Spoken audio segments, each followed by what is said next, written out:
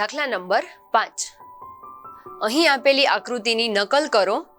રૈખિક સમમિતિ તરીકે કોઈ પણ એક વિકર્ણ લો અને વિકર્ણ વિશે આકૃતિને સમમિતિ બનાવવા માટે વધુ ચોરસ છાयांકિત કરો. પ્રશ્ન પૂછેલો છે કે શું તેના માટે એક કરતાં વધુ રીતે શક્ય છે? બીજો પ્રશ્ન, શું આકૃતિ બંને વિકર્ણો વિશે સમમિત હશે? અહીંયા આકૃતિ આપેલી છે જે પ્રશ્નની છે.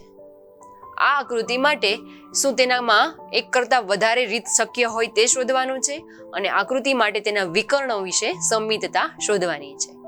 તો આપેલી આકૃતિ છે તે ચોરસની છે કે ચોરસમાં વિકર્ણ છે તે કઈ રીતે દોરી શકાય તે જોઈએ. જવાબ છે કે આકૃતિમાં એસી વિકર્ણ દોરીએ. આ પ્રશ્નની જે આકૃતિ આપેલી છે તેમાં એસી વિકર્ણ દોરીએ.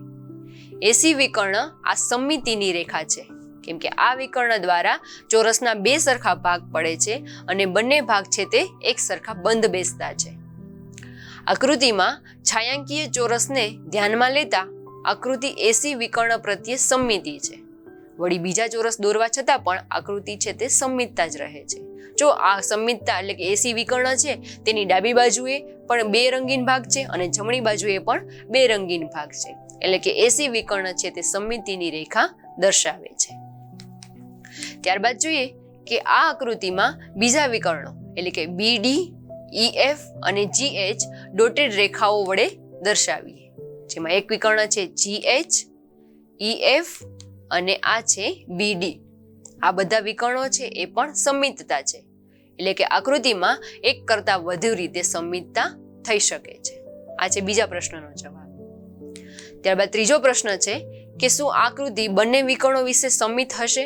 તો કે બંને વિકર્ણો એટલે કે એસી વિકર્ણ અને બીજો વિકર્ણ બીડી. તો આ છે એસી અને બીડી વિકર્ણ. આ બંને વિકર્ણો માટે સમમિતતા કહેવાય. જો આ બંને વિકર્ણો દોરીએ તો આ બંને વિકર્ણોથી આકૃતિને એક સરખા ભાગમાં વિભાજિત કરી શકાય છે.